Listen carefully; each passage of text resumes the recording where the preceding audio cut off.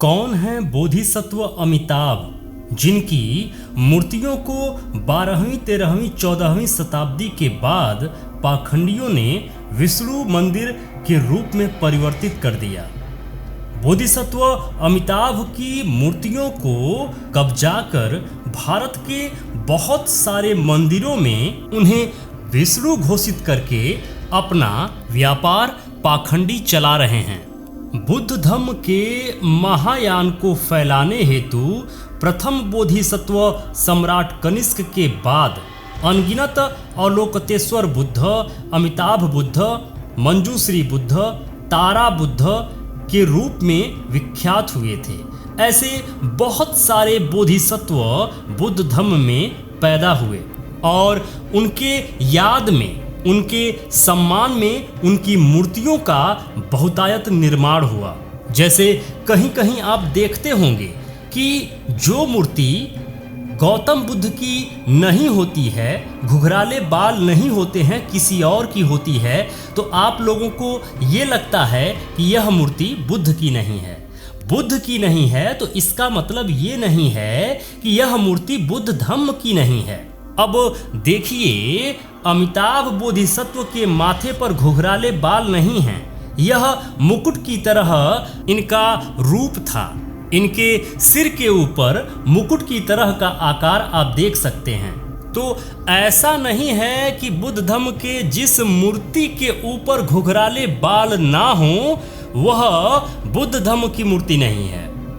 अगर सही मामले में कहा जाए तो 12वीं या 14वीं शताब्दी से पहले की एक भी मूर्ति अगर आप देखेंगे तो प्रत्येक की प्रत्येक मूर्ति बुद्ध धर्म से संबंधित ही आपको मिलेगी। अब उस समय के शिल्पकार कुछ मूर्तियों पर उस बोधिसत्व का नाम लिखते थे और कुछ मूर्तियों पर नहीं लिखते थे। लेकिन यह जो मूर्ति आपके सामने है, इसके नीचे साफ साफ शब्दों में लिखा गया है कि यह बोधिस्य अमिताभस्य यानी बोधिसत्व अमिताभ की मूर्ति है। अब जाहिर सी बात है, अगर इस मूर्ति के नीचे बोधिसत्व अमिताभ नहीं लिखा होता तो इस मूर्ति को पाखंडी तुरंत हड़प लेते और इसे विष्णु बताकर प्रचारित करना शुरू कर देते और एक बड़ा सा व्यापार करना भी शुरू कर देते, जिससे उनकी आजीविका चलते रहती। अब बात की जाए महायान की, तो महायान कुषाण काल के लगभग से प्रारंभ होकर गुप्त काल, वर्धन काल तक सुव्यवस्थित रूप से चलता रहा, उसके बाद भी चलता रहा। लेकिन कुषाण काल में, गुप्त काल में और वर्धन काल में सबसे ज्यादा महायान का विस्तार हुआ। यह विस्तार ऐसा था कि पूरा का पूरा भारत महायान के बोधिसत्वों की मूर्तियों से पटा था।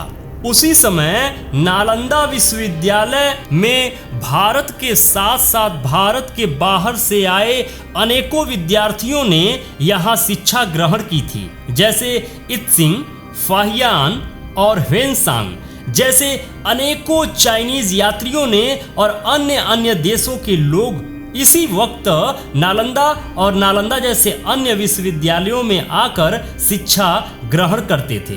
कौन सी शिक्षा ग्रहण करते थे?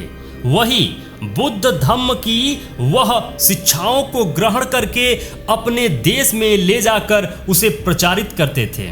इत्सिंग, फाहियान, ह्वेनसांग ने यह सब अपनी आंखों से देखा था और अपने ग्रंथों में उसे लिखा भी है। जबकि इसी महायान में से कुछ बोधिसत्व अवलोकतेश्वर, मंजूश्री, तारा ने अपना अलग मार्ग वज्रयान, तंत्रयान, शाक्तयान जैसे अन्य संघों का निर्माण किया और अपने अपने संघ के हिसाब से चलने लगे। इन्हीं बोधिसत्वों की मूर्तियों को परिवर्तित करके, जैसे तारा की जितनी भी मूर्तियां थीं, बोधिसत्व तारा की प्रत्येक मूर्तियों को पाखंडियों ने दुर्गा घोषित कर दिया और बोधिसत्व मंजूश्री की मूर्तियों को काली घोषित कर दिया। बोधिसत्व अवलोकतेश्वर, बोधिसत्व अमिताभ की मूर्तियों को और अन्य बोधिसत्वों की मूर्तियों को पाखंडियों ने अलग अलग कथा कहानियां का निर्माण करके उनको हड़पना शुरू कर दिया और भारत की उस महान बौद्ध विरासत को पाखंडियों ने अपने जीविकोपार्जन हेतु अलग अलग तरीके से धर्म ग्रंथ लिखकर खुद को श्रेष्ठ घोषित करके अपनी आजीविका चलाने में व्यस्त हो गए। अब सीधे तौर पर अगर आप कहेंगे तो आप यह भी कह सकते हैं कि प्राचीन काल से भारत बुद्धमय था, बुद्धमय है और आगे बुद्धमय रहेगा। आप इसे ऐसे भी देख सकते हैं कि बुद्ध के पहले भी बुद्ध धम्म था, जो बुद्ध से पहले 27 बुद्ध हुए थे। बुद्ध ने उसी ज्ञान को, उसी धम्म चक्र को आगे बढ़ाया है। अब जब बुद्ध थे तब थेरवाद था, थेरवाद यानी हीयान, और उसके बाद उसमें से कुछ बोधिसत्वों ने या कुछ लोगों ने अपना अलग यान बनाया जिसे महायान कहा जाता है। महायान से निकलकर वज्रयान बना और एक और शाखा निकलकर बनी जिसे तंत्रयान कहा जाता है। तंत्रयान से निकलकर मंत्रयान बना और महायान, वज्रयान, तंत्रयान और मंत्रयान, इन सबको तोड़कर मरोड़कर पाखंडियों ने शैव पंथ, शाक्त पंथ, वैष्णव पंथ का निर्माण करके बुद्ध धम्म की उन महान विरासतों को बस कुछ अपना निर्माण नहीं किया, बस उसी विरासतों को तोड़कर मरोड़कर एक नए तरीके से पेश कर दिया और इसको अपना अपना पंथ बनाकर चलने लगे। और काफी बाद में 14वीं 18वीं शताब्दी के बाद इन सभी पंथों को मिलाकर राजनीतिक लाभ के लिए हिंदू धर्म का निर्माण हुआ। तो आप यह भी कह सकते हैं कि तब भी बुद्ध धम्म था और 14वीं 18वीं 20वीं शताब्दी में भी बुद्ध धम्म था, और यह आज का जो हिंदू धर्म है, जितने भी मंदिर आप अपने देश भारत में देख रहे हैं, यह सभी कहीं ना कहीं आपको यह कहना पड़ेगा कि यह बुद्ध धम्म का ही एक हिस्सा है। आप इसको ऐसे भी कह सकते हैं कि हिंदू धर्म बुद्ध धम्म का बिगड़ा हुआ एक पार्ट है। मैं इस मामले में एक न्यूज़ रिपोर्ट बहुत पहले बनाया था जिसका थंबनेल मैं स्क्रीन पर लगा देता हूं, इसको आप जरूर देखिएगा, जिसमें बताया गया था कि बुद्ध धम्म का मैल मात्र है हिंदू धर्म। मतलब मैल किसे कहते हैं?